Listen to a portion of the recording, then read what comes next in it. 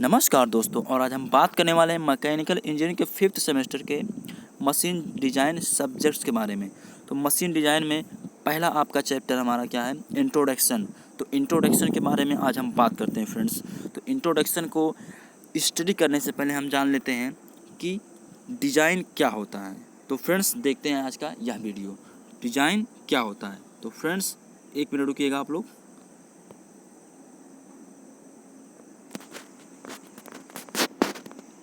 अब चलते हैं, एक मिनट। हाँ, अब देखिएगा डिज़ाइन क्या होता है। तो डिज़ाइन मतलब इसका हिंदी में क्या होगा, अभिकल्पन। तो अभिकल्पन का तात्पर्य है ऐसी योजनाओं का निर्माण करना जिससे मनुष्य की आवश्यकता की पूर्ति हो जाए। डिज़ाइन हम क्यों करते हैं? डिज़ाइन हम इसलिए करते हैं कि जो है मनुष्य की जो है आवश्यकताओं के, मनुष्य की जो है नीड को जो है पूरा किया जा सकता है, इसलिए जो है हम डिज़ाइन करते हैं। और देख लीजिए अथवा में मतलब लिखा गया है, अभिकल्पन का प्रारंभ आवश्यकता को पहचानने के साथ होती है और उसी आवश्यकता की पूर्ति के लिए वस्तुओं के निर्माण की योजना या पुराने वस्तुओं को एक नए क्रम में व्यवस्थित करना भी डिजाइन कहलाता है। समझ रहे हैं हमारी बात को? डिजाइन क्या होता है, एक मिनट। डिजाइन क्या होता है? अभिकल्पन का तात्पर्य है ऐसी योजनाओं का निर्माण करना जिससे मनुष्य की आवश्यकता की पूर्ति हो जाए। कहने का मतलब एनीवन कोई भी कंपनियां रहती हैं, मतलब एनीवन मतलब कोई भी कंपनी हो या कुछ भी आप अगर आप करने जा रहे हैं, आप कोई भी वर्क करने जा रहे हैं आप, तो सबसे पहले आपके दिमाग में क्या आता है, एक मैप बन के आता है कि मतलब इस तरीके से जो है हम उस काम को करेंगे। तो वो क्या होता है, एक प्रकार का डिज़ाइन ही होता है, आपके दिमाग में चल रहा है। तो वही चीज़ जो है, तो उसी प्रकार मतलब अदर सेक्टर में भी मतलब उस चीज़ को डेफिनेशन के तौर से आप मतलब बता सकते हैं आपको। तो अभिकल्पन का तात्पर्य है ऐसी योजनाओं का निर्माण करना जिससे मनुष्य की आवश्यकता को पूर्ति हो जाए, ठीक है। और अथवा दो डिफिनेशन है इसके। अभिकल्पन का प्रारंभ आवश्यकता को पहचानने के साथ होती है और उसी आवश्यकता को पूर्ति के लिए वस्तुओं के निर्माण की योजना या पुराने वस्तु को एक नए क्रम में व्यवस्थित करना भी डिजाइन होता है। समझ रहे हैं हमारी बात को? ये हमारा कंप्लीट हो गया। क्या हो गया? कंप्लीट हो गया, ठीक है। अब देख लेते हैं अब अगला, मशीन डिज़ाइन क्या होता है। पहले हम जान लिए कि डिज़ाइन क्या होता है, ये हमारा कंप्लीट हो गया। अब देखते हैं मशीन डिज़ाइन क्या है, ठीक है। मशीन डिज़ाइन एक एक कॉन्सेप्ट को हम अच्छे से क्लियर करते हुए चलेंगे।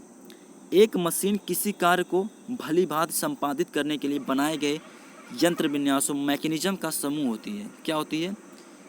यानी कोई भी मशीन हो, ठीक है, एनीवन कोई भी मशीन हो, भली बात संपादित करने के लिए, वर्क प्रोड्यूस करने के लिए, क्या वर्क को प्रोड्यूस करने के लिए उसका जो मैकेनिज्म का ग्रुप होता है, मैकेनिज्म का मैकेनिज्म ग्रुप, ठीक है। एनीवन कोई भी मशीन हो, उसको संपादित करने के लिए उसके जो मैकेनिज्म होते हैं, जो ग्रुप ऑफ मैकेनिज्म जो होता है, वो क्या कहलाता है? मशीन डिजाइन कहलाता है, ठीक है। और देख लेते हैं उससे जुड़ी हुई बातें मशीन डिजाइन से। तो पहला हमारा क्या है, मशीन में विभिन्न प्रकार के बल और ऊर्जा का आदान प्रदान होता है। यानी कोई भी मशीन हो, जैसे मान लीजिए कि जो है चाहे लेथ मशीन हो गया, यानी कोई भी, चाहे इंजन हो गया, जो भी मतलब यानी कोई भी इंजन हो गया, जैसे टू स्ट्रोक हो गया या 4 स्ट्रोक हो गया, या जो है क्या बोलते हैं जो पंपिंग सेट और चलता है, जो भी यानी कोई भी इंजन हो, तो मशीन में विभिन्न प्रकार के बल और ऊर्जा का आदान प्रदान होता है। मतलब उसमें जो है बहुत सारे फोर्स लगते हैं, मतलब कोई भी फोर्स हो सकता है, और ऊर्जा मतलब स्थिति ऊर्जा भी, गतिज ऊर्जा भी हो सकती है, मतलब बहुत सारे ऊर्जा, मतलब बल और ऊर्जा का आदान प्रदान होता है, ठीक है। और अगला हमारा क्या है, मशीन पर मशीन बल या ऊर्जा आरोपित होने पर विभिन्न प्रकार की गतियां उत्पन्न करती है। ये तो बात सही है।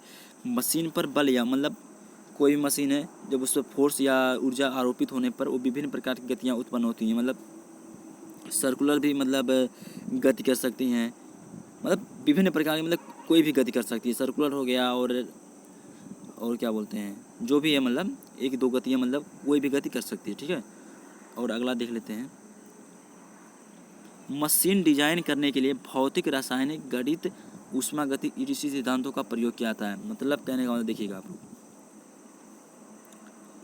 मशीन डिजाइन करने के लिए भौतिकी, रसायन, गणित, ऊष्मागतिकी सिद्धांतों का प्रयोग किया जाता है। जब आप किसी भी मशीन को डिजाइन करेंगे तो उसमें आप क्या करेंगे, मैथमेटिकल माइंड को भी लगाएंगे, फिजिकल माइंड को भी लगाएंगे, केमिकल माइंड को भी लगाएंगे, थर्मोडायनेमिक्स माइंड को भी लगाएंगे। ठीक है, कहने का मतलब आप जब किसी भी मशीन को डिजाइन करते हैं तो आपको जो है 3 से 4 से 5 मतलब जितने भी आपके पास नॉलेज आप गेन किए रहेंगे उस चीज़ पर आप अप्लाई कर देंगे, कंप्लीटली आप अप्लाई कर देंगे। ठीक है, देखते हैं अगला, अभिकल्पन के प्रकार, टाइप्स ऑफ डिजाइन। क्या टाइप्स ऑफ डिजाइन? तो फ्रेंड्स जितने भी है चीज़ें हम बता रहे हैं आप उस चीज़ को आप लोग ध्यान से सुनिएगा और गौर से सुनिएगा। अगर आप ध्यान से सुनते हैं तो हम जितना भी बता रहे हैं वो तो कॉन्सेप्ट आपका क्लियर हो ही जाएगा। ये जो है हम 10-10 जो लाइन में मतलब डिफिनीसन दिए रहे होते हैं, 10-10 12-12 लाइन में जो चीज़ें लिखी होती हैं उस चीज़ को जो है स्टूडेंट्स नहीं समझ पाते हैं। उस चीज़ को हम शॉर्ट फॉर्म में लेकर आए हैं और शॉर्ट फॉर्म में जो लाए हैं और बहुत ही सरल भाषा में लाए हैं। ठीक है, आपको तुरंत के तुरंत आप समझ सकें उस चीज़ को। तो अभिकल्पन के प्रकार में देखते हैं टाइप्स ऑफ डिज़ाइन में क्या है हमारा। पहला हमारा क्या है, एडेप्टिव डिज़ाइन, क्या अनुकूली अभिकल्पन। दूसरा हमारा क्या है, विकास अभिकल्पन। क्या है, अभिकल्पन के प्रकार में अनुकूली अभिकल्पन, विकास अभिकल्पन, नवीन अभिकल्पन। ठीक है, ये हमारा हो गया। अब देख लेते हैं अडेप्टिव डिज़ाइन होता क्या है। देखिएगा, यह पुराने डिज़ाइनों में कुछ परिवर्तन या सुधार करके अपना लेता है। यह प्रक्रिया कम समय और सस्ती होती है। देखिएगा, यह पुराने डिज़ाइनों में कुछ परिवर्तन या सुधार करके अपना लेता है। यह प्रक्रिया कम समय और सस्ती। देखिएगा, जो मतलब हेडिंग लिखा हुआ होता है उसी से स्पष्ट होता है कि वह कहना क्या चाह रहा है। ठीक है, तो अडेप्टिव डिज़ाइन क्या होता है, मतलब क्या था, एक मिनट, अनुकूली अभिकल्पन मतलब अनुकूली अभिकल्पन। या पुराने डिज़ाइन मतलब जो भी जैसे पुराना डिज़ाइन होता है उसमें कुछ थोड़ा सा चेंज करके या सुधार करके उस प्रक्रिया को हम लोग क्या करते हैं, अपना लेते हैं। और ये चीज़ जो होता है क्या होता है, इसमें कम समय भी लगता है और सस्ती भी होती है। ठीक है, और देखेंगे डेवलपमेंट डिज़ाइन। इसमें हम डिज़ाइन को विज्ञान तथा तकनीक के प्रयोग और अनुशेषी ज्ञान की सहायता से नए अवधारणों से युक्त बनाते हैं। देखिएगा, विकास अभिकल्पन, हिंदी जो मतलब हेडिंग लिखा हुआ है विकास अभिकल्पन, इस चीज़ से आपको स्पष्ट हो जाता है कि वह कहना क्या चाह रहा है। ठीक है, तो विकास अभिकल्पन डेवलपमेंट डिज़ाइन, इसमें हम डिज़ाइन को विज्ञान तथा तकनीकी के उपयोग मतलब विज्ञान मतलब साइंस एंड क्या टेक्नोलॉजी के यूज के द्वारा अनुशेषी ज्ञान की सहायता से नए अवधारणाओं से युक्त बनाते हैं। ठीक है, कहने का मतलब कोई भी मशीन अगर चल रहा है तो चलने दीजिए। जो है अगर कोई चीज़ मॉडिफाई होकर दूसरा मशीन आ रहा है उस जगह पर मतलब दूसरी मशीन आ जाती है तो जो है उस चीज़ को क्या किया आप लोग, उसको आप मॉडिफाई करके जो है टेक्नोलॉजी दिमाग लगा करके जो है आप लोग उस चीज़ को चेंज करके जो है उसको अपना लीजिए। ठीक है, और देख लेते हैं हमारा क्या है अगला, न्यू डिज़ाइन। न्यू डिज़ाइन क्या है, न्यू डिज़ाइन, इस पद्धति में बिल्कुल नए डिज़ाइनों की आवश्यकता होती है।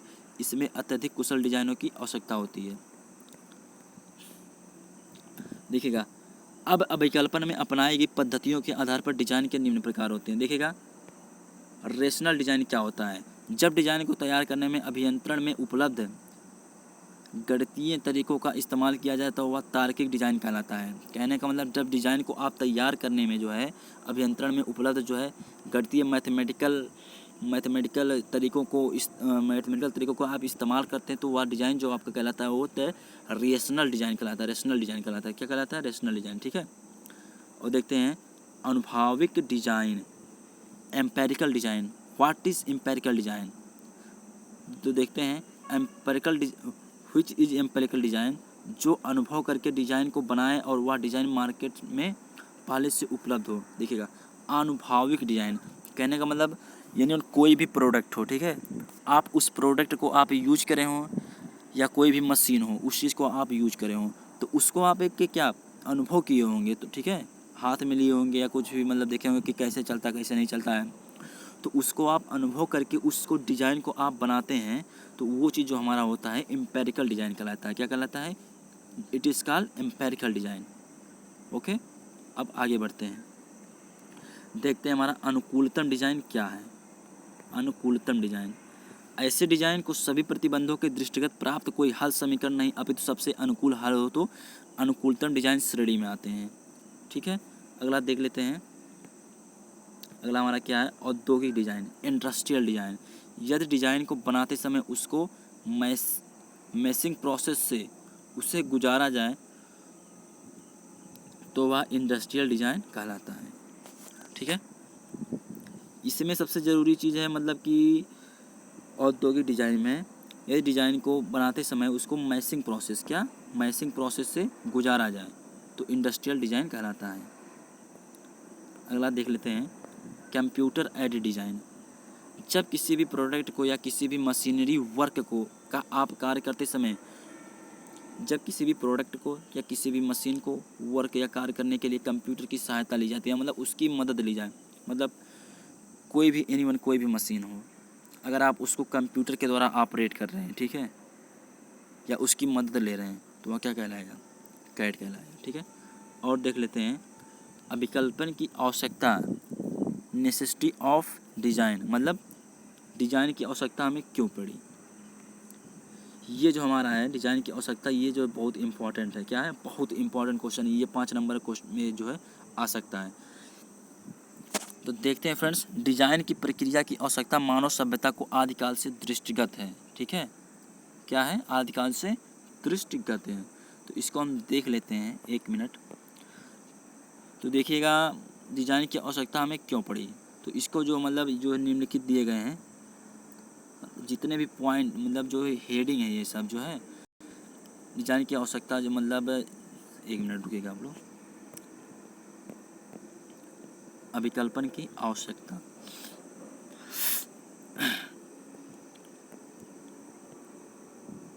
देखिएगा अभिकल्पन की आवश्यकता हमें क्यों पड़ी। ठीक है, तो मानव सभ्यता आदिकाल से दृष्टिगत है और जो है इसलिए हमको जो है अभिकल्पन की आवश्यकता पड़ी। तो अभिकल्पन की जो है आवश्यकता जो पड़ती है, तो उसका जो प्रोसेस क्या क्या होता है उस चीज़ के बारे में हम देख लेते हैं। तो सबसे पहले हमारा क्या होना चाहिए, समस्याओं की पहचान, रिकॉग्नाइजेशन ऑफ नीड।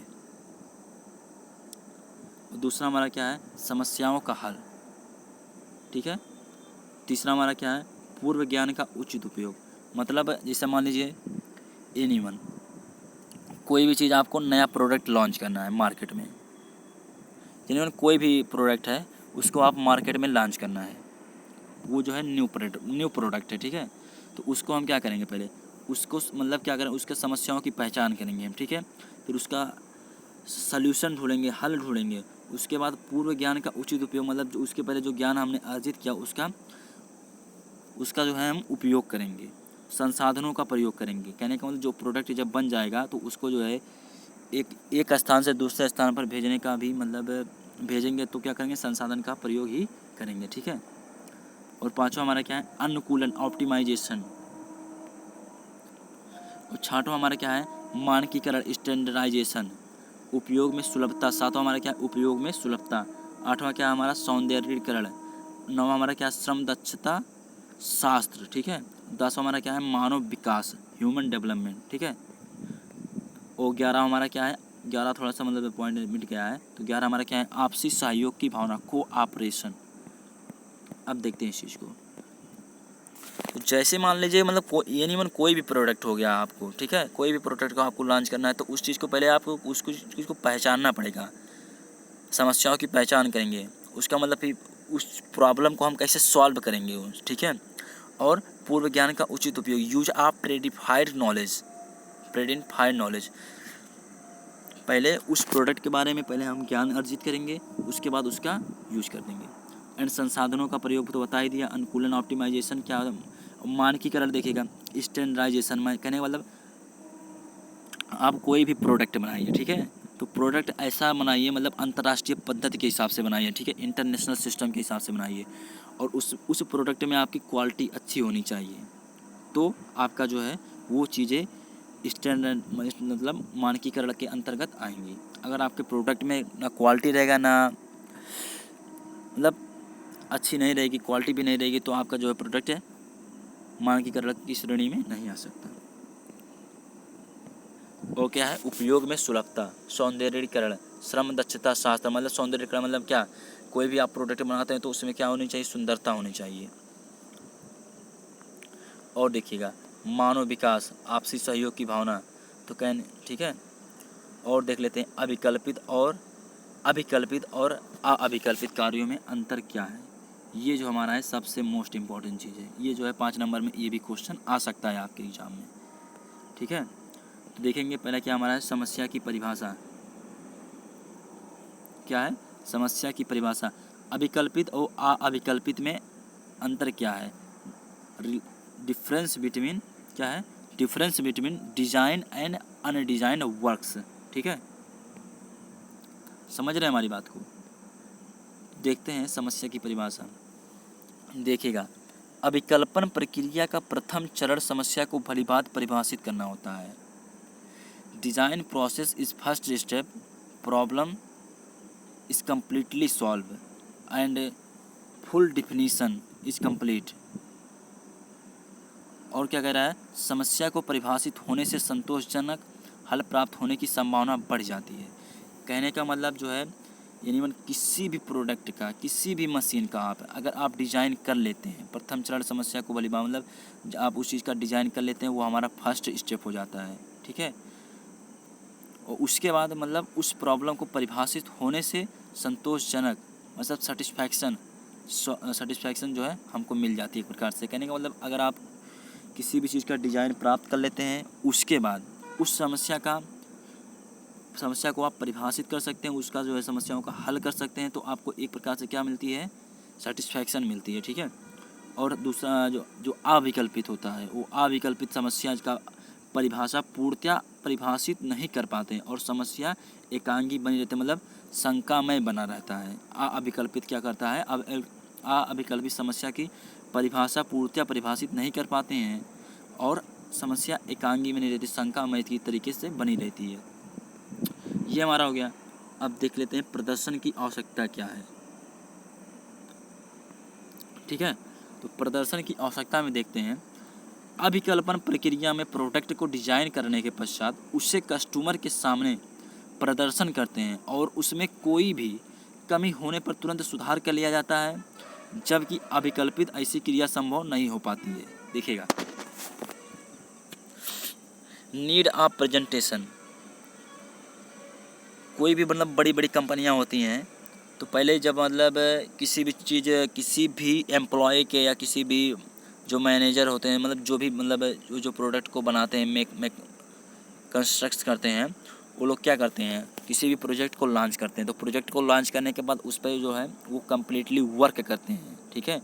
वर्क करने के पश्चात वो लोग क्या करते हैं, जो कंपनी में उसके एम्प्लॉय होते हैं उनके सामने क्या प्रेजेंटेशन करते हैं। प्रेजेंटेशन करने में आप उस चीज़ को बताते हैं कि इसके जो है क्या फ़ायदे हैं, क्या नुकसान है, इसका कहाँ पर यूज होता है, कहाँ पर यूज नहीं होता है, मतलब इन सभी चीज़ों के बारे में पूरा कम्प्लीटली आपको वहाँ पर बताते हैं बहुत ही अच्छी तरीके से, ठीक है। और जबकि अब अविकल्पित में ऐसी क्रियाएं संभव नहीं हो पाती हैं, ठीक है। इतना तो समझते ही होंगे। और देख लेते हैं क्या है, ज्ञान एवं कुशलता की आवश्यकता, ठीक है। अविकल्पित और अविकल्पित में हमको अंतर बताना है। तो 2 हमारा हो गया। तीसरा हमारा क्या है, ज्ञान एवं कुशलता की आवश्यकता। देखिएगा need of knowledge and skill, अभिकल्पन की डिज़ाइन की प्रोसेस के लिए जो है ज्ञान एवं स्किल की बहुत ज़्यादा आवश्यकता होती है, नहीं तो कार्य को करने में प्रॉब्लम आएगी। जबकि अभिकल्पन की प्रक्रिया में ज्ञान एवं स्किल की आवश्यकता ज़्यादा नहीं होती है। यदि अज्ञान मतलब अननॉलेज स्किल भी एम्प्लॉय हो तो भी चल जाएगा, ठीक है। और देख लेते हैं मानकीकरण का स्तर, स्टैंडर्डाइजेशन ऑफ लेवल, ये क्या है। अच्छे डिज़ाइन को तैयार करते समय हम अंतर्राष्ट्रीय पद्धति अपनाकर और उसे प्रोडक्ट के बारे में पूरे क्वालिटी को अच्छे से एनालिसिस करने के बाद उससे हम मार्केट में क्या करते हैं, उतारते हैं। इससे देश के व्यापार में वृद्धि होगा और विदेशों में भी इसको हम आसानी से निर्यात कर सकते हैं। देखिएगा अच्छे डिज़ाइन को तैयार करते समय हम अंतर्राष्ट्रीय पद्धति इंटरनेशनल सिस्टम को अपनाकर उस प्रोडक्ट के बारे में पूरी उसकी क्वालिटी को अच्छे से एनालिसिस करने के बाद उसे हम मार्केट में उतारते हैं। इससे देश के व्यापार में वृद्धि होगा और विदेशों में उसको जो है आसानी से निर्यात कर सकते हैं। विदेशों में आप किसी भी प्रोडक्ट को या किसी भी मशीन को या मतलब एनीवन कोई भी सामान हो गया या ये मशीन हो गया जो मतलब कोई भी चीज़ हो गया, ठीक है, आप उसको कब निर्यात कर सकते हैं? जब उस जो मतलब प्रोडक्ट में बहुत ही अच्छी क्वालिटी रहेगी, ठीक है, तब आप कर सकते हैं। और देख लेते हैं अगला हमारा क्या है।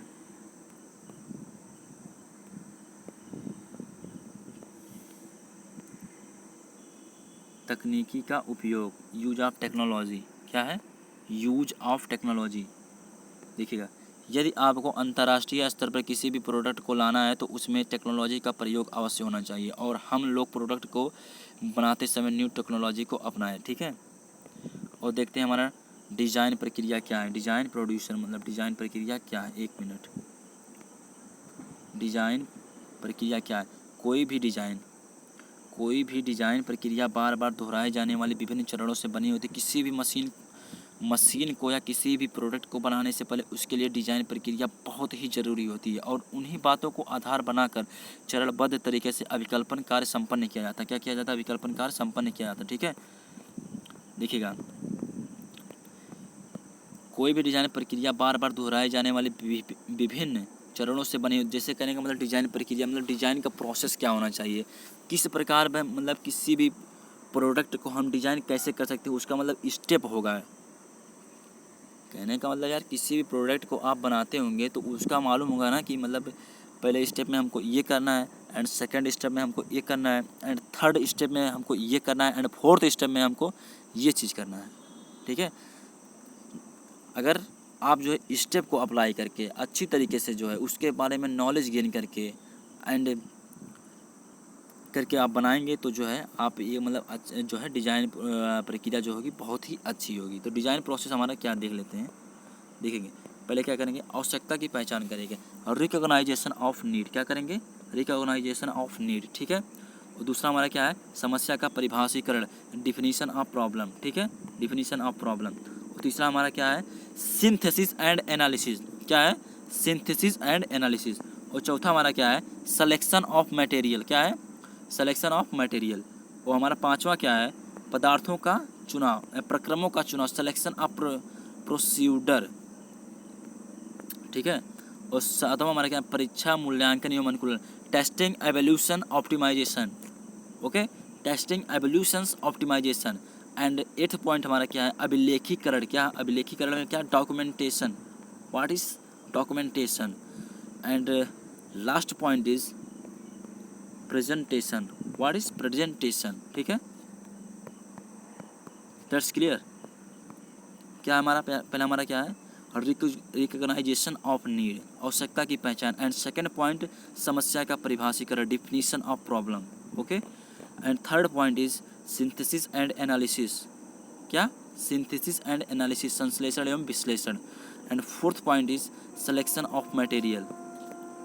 एंड फिर प्रक्रमों का चुनाव, सिलेक्शन ऑफ प्रोसीडर, परीक्षा मूल्यांकन एवं अनुकूलन। ये हो जाएगा हमारा, ठीक है। और आखिरी पॉइंट हमारा क्या है, प्रेजेंटेशन। और देख लेते हैं, एक मिनट, इस चीज़ को हम समझा देते हैं आपको।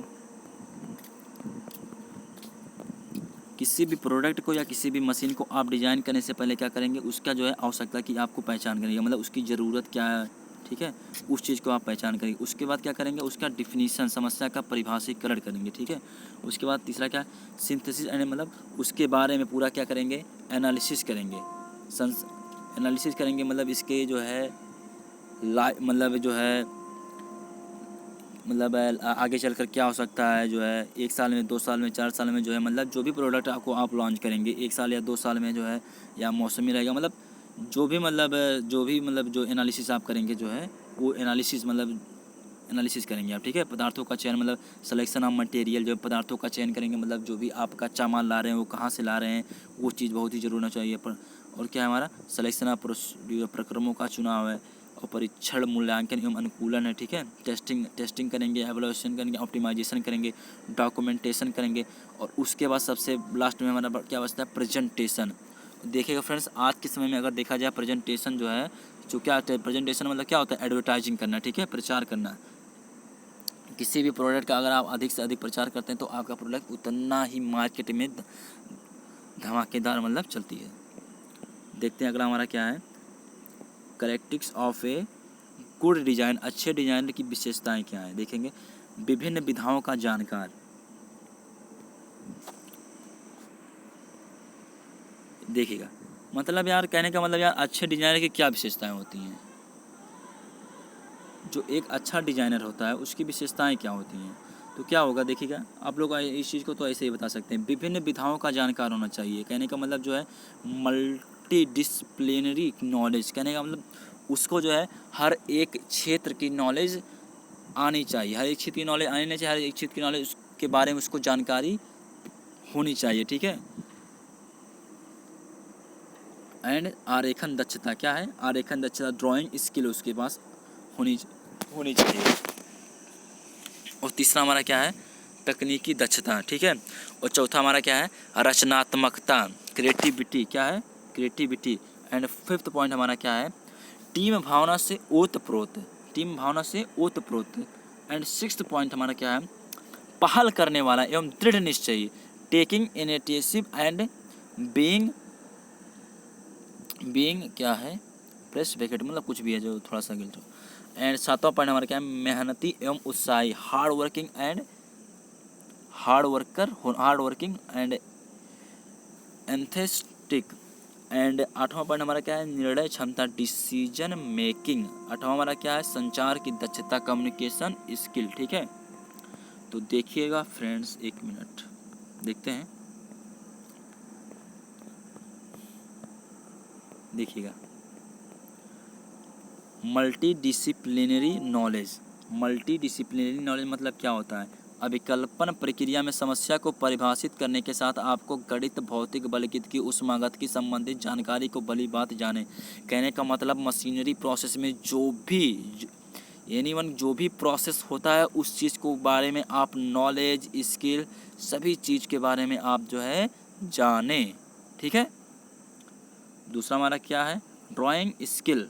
व्हाट इज़ ड्राइंग स्किल, किसी भी इंजीनियर को प्रोडक्ट बनाने से पहले ड्राइंग स्किल की आवश्यकता पड़ती है, ओके। टेक्निकल कॉम्पिटेंस, इसमें टेक्निकल एक्टिविटीज होना चाहिए, मतलब कंप्यूटर का प्रयोग, मॉडर्न मशीन का उपयोग। देखिएगा क्या है, टेक्निकल कॉम्पिटेंस ये हो गया हमारा। चौथा हमारा क्रिएटिविटी होना चाहिए। एंड पांचवा हमारा full with team spirit. And sixth हमारा taking initiative and being persist, ठीक है। एक मिनट देखिएगा, कहने का मतलब हमारा यह है कि जैसे जो क्या बोलते हैं, अच्छे डिजाइनर की जो मतलब विशेषताएं होती है उसके अंदर क्या क्वालिटी होता है, इस चीज़ के बारे में यहाँ पर बताया गया है। जो ये पॉइंट मतलब है, ये जो हमारा पॉइंट है, विभिन्न विधाओं का जानकार, आरेखन दक्षता, तकनीकी दक्षता, रचनात्मकता, टीम भावना से ओतप्रोत, पहल करने वाला एवं दृढ़ निश्चयी, मेहनती एवं उत्साही, निर्णय क्षमता, संचार की दक्षता। देखिए इस चीज़ को हम बताते हैं, ठीक है। पहला हमारा क्या है, विभिन्न विधाओं का जानकार, वो जो बंदा रहेगा या जो भी वर्कर रहेगा वो उसको जो है सभी एरिया के बारे में जो है सभी जितने भी मतलब मशीनरी में जो भी मतलब वर्क होते हैं उसके बारे में, क्या उसके जो भी मतलब काम होगा उसके बारे में पूरी जानकारी उसे होनी चाहिए। आरेखन दक्षता, ड्राइंग के बारे में उसकी पूरी जानकारी होनी चाहिए। तकनीकी दक्षता, टेक्निकल टर्म के बारे में पूरी जानकारी होनी चाहिए। रचनात्मकता, क्रिएटिविटी मतलब उसके अंदर होनी चाहिए। टीम भावना से ओतप्रोत, मतलब कि कोई भी अगर आपने जो है प्रोजेक्ट को ले लिया, ठीक है, तो उस प्रोजेक्ट को आप जो है ये नहीं कि मतलब आप थक जाएं उस चीज़ को काम करते करते, तो उस प्रोजेक्ट को आप एक अच्छे अंजाम तक पहुंचा कर ही क्या करें, सांस लें, ठीक है। पहल करने वाला एवं दृढ़ निश्चयी, आपको एक डिसीजन मेकिंग बनना पड़ेगा, ठीक है। मेहनती एवं उत्साही होना पड़ेगा। हार्ड वर्किंग के साथ साथ आपको एक उत्साही मतलब उत्साहवर्धक भी बनना पड़ेगा। निर्णय क्षमता आपके अंदर होनी चाहिए, डिसीजन मेकिंग क्षमता होनी चाहिए, और संचार की दक्षता, कम्युनिकेशन स्किल होनी चाहिए। सबसे ज़रूरी चीज़ कम्युनिकेशन स्किल, ठीक है। तो फ्रेंड्स, वीडियो कैसा लगा? अगर वीडियो अच्छा लगा हो तो हमारे चैनल को लाइक, शेयर, सब्सक्राइब करें। फ्रेंड्स, ऐसे ही नॉलेजफुल वीडियो हम आपके लिए लाते रहेंगे फ्रेंड्स, ठीक है। आज हमारा मशीन डिज़ाइन का पार्ट 1 था, ठीक है। पार्ट 1 हमारा इंट्रोडक्शन है, ठीक है। समझ रहे हैं हमारी बात को? तो फ्रेंड्स, ऐसे ही वीडियो हम लाते रहेंगे। तो फ्रेंड्स, हम लौटते हैं अगले वीडियो में। तो धन्यवाद दोस्तों।